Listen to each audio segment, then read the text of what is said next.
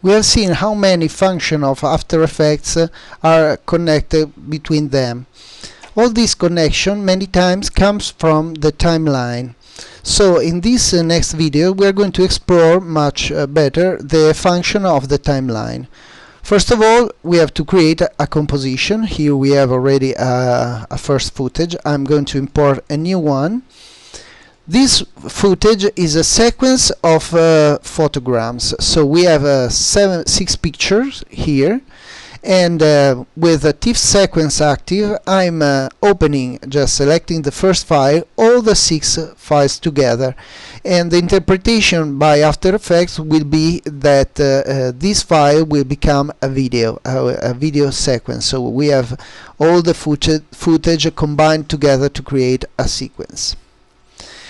So I'm telling After Effects to interpret this footage as pre-multiplied file with matte color as black here, and now, as I said before, I have to create my new composition. 1 second, it's okay. And now I can drag my elements on my timeline. Here in the timeline, first of all, we have some basic icons that represent the basic control of the layer. So first of all, we can hide or show the layer just with the hide. If the layer contains audio, we can stop or activate the audio. We can choose to watch the layer in solo mode, so if we have many layers we can choose to see just one at a time, activating with the solo icon, or we can lock the element not to making any further changes. Here on the right side we have some other icons. So here we have also the possibility to create a label, a color label that allows me to select a group of layers by his label. So we can define a color, and then if we have other layer with sunset color active, I can select all the layer with the sunset label active. On the right side of the name we have some other control. First of all, the shy, activating the shy voices. When we activate the shy function up here, we are hiding all the layer with the shy button active. This is like on-off button. The second icon represents the possibility to rasterize a layer. In this case we have a vector layer created in Adobe Illustrator, and we can choose to rasterize, giving a better quality, as you can see. The third icon represents the opportunity, the way in which After Effects render the layer on his composition windows.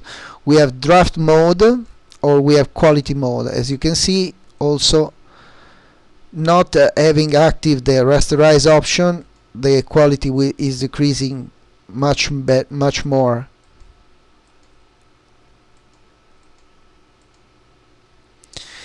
The third option is inactive right now because is the effect option. So if I want to apply, for instance, a blur effect, a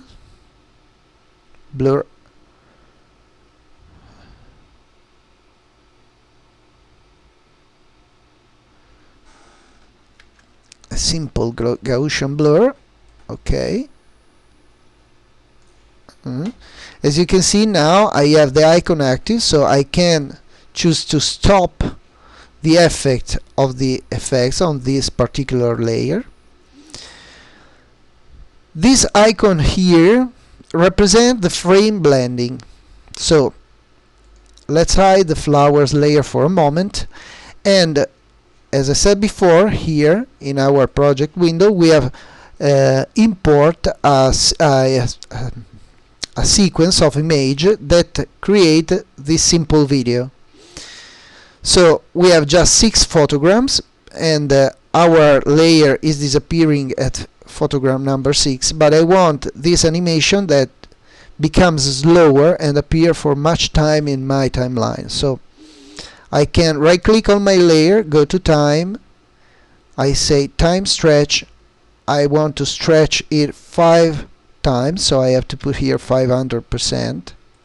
Okay, now I have my layer that match my entire composition, but as you can see, between frame 1 and frame 5, in the in-between frames, there is no movement. There is no movement inside my composition windows.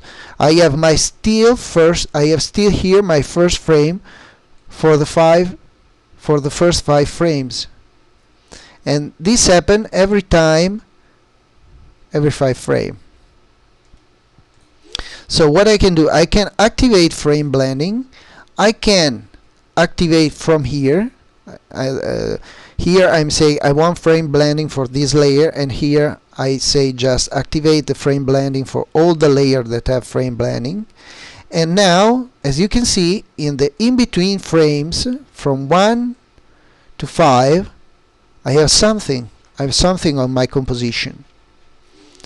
And also with this icon I can increase the quality of the in-between frame.